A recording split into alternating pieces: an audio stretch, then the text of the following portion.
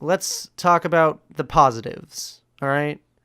The absolutely great things that are happening and that are main eventing. So just to be clear, there are 12 matches on this card, and we're hitting the final 2, and now we're talking about the absolute best stuff. Well, no, we had good stuff. We've had good stuff. We weren't bitching the entire time. We got real heated with Dean Ambrose. We got heated about Braun Strowman, and we got a little heated about Nia Jax. But here we are, WWE Championship Match, the new Daniel Bryan defending his championship against AJ Styles. So, I like the Daniel Bryan turn so far because only Daniel Bryan could turn in this fashion. Okay? Yes. But I still want to know why in a company desperate for good over baby faces that hardly anyone complains about, would you take the most over baby face that nobody complains about and make him a heel? I guess just because he maybe wasn't getting the same reactions he was getting when he first came back. Now, is that his fault or creative? No, it's creative because they put him in. I think that creative can only write heels because that's why everybody's a heel. If you list them for both programs, Raw and SmackDown, the number of heels outpaces the number of faces almost 2-1. True. So then they just took another one out of the face column and put him in the heel column. It's ridiculous. And then there's going to be people that argue that, nobody's really a face or a heel anymore. It just depends on the match. No. There's always a good guy and a bad guy. That's what storytelling is. It doesn't make any sense if it's not. I agree with that. I wish you had said you disagree so I could yell fickle at you. No, I agree. I've loved everything that Daniel Bryan has done since turning heel. His stuff with Lesnar at Survivor Series, his stuff with The Miz, and then this past week, his stuff with Mustafa Ali. Mustafa Ali on SmackDown Live. That was awesome. And then he got a backstage segment after the program where people were shaking his hand in the hallway. I feel like he should be moved to SmackDown Live. I agree. I agree. I think he's... But then again, they call him the heart of 205 Live, so can you remove him from 205 Live? Yeah, sure. But then 205 Live doesn't have a heart. But they've got a soul. If I know one thing, it's that you can't operate without a heart. Yeah, but you need one of those to live. They've got a soul in Cedric Alexander, so... So 205 Live will effectively be dead if it's just the soul, correct? No. If they didn't have a soul, then things would start getting a little dicey.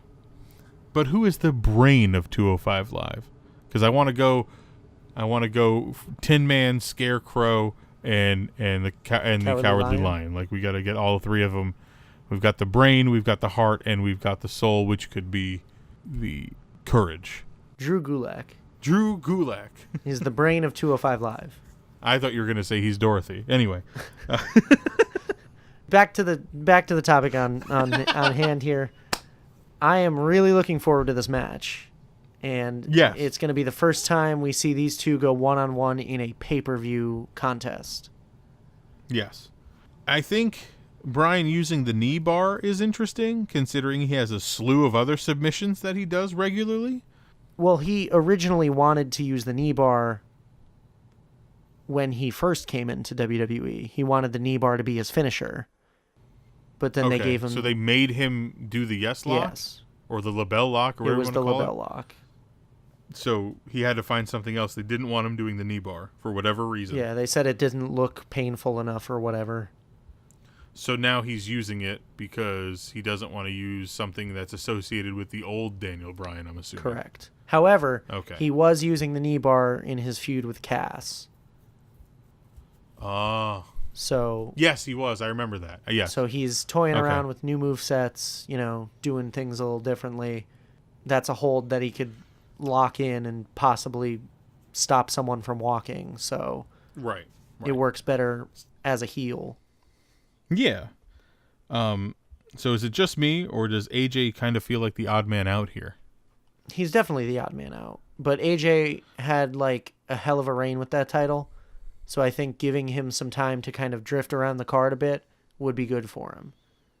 So do you think that making him... So AJ's obviously a face. Do you think that putting him with a face club would be a new thing that they could do? Ooh. I didn't even think about that. That's a good pull.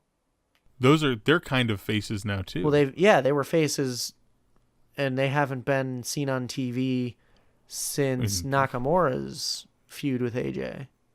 Right. In the beginning. So I think maybe it would be a good idea to have them reconnect and just see where it goes. Put him in a feud with the New Day. Yeah. God, that would be so much fun.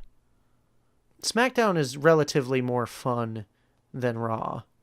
Oh, without a doubt. I mean, if you follow us on Twitter, you probably have seen that already. Because when SmackDown is over at 10 o'clock, I'm like, man, that show moved. I got to see a lot of exciting stuff, and then it's over. And then when it hits 10 o'clock p.m. on Monday, I'm like, oh my God, there's still an hour left of this hell. In any event. Every week. I believe that Daniel Bryan is going to retain, and I just hope it's not at the expense of AJ's balls again. Same. I also believe Daniel Bryan's going to win, and I think he's going to go on and let's put him in a fun program with someone leading into the Rumble. And a couple people that come to mind are like Rusev, Jeff Hardy, make Shelton Benjamin a face and come out and face a heel Daniel Bryan, or Rey Mysterio. Even Rey Mysterio. So let's get... You sounded like you didn't like that. No. That was going to be my next... That was going to be my next pull, but you're like just talking over me. It's fine. Ignorant. Fickle. Ignorant. Because he drives an SUV. But what about his family? They can ride the bus. Everybody fits in a smart car.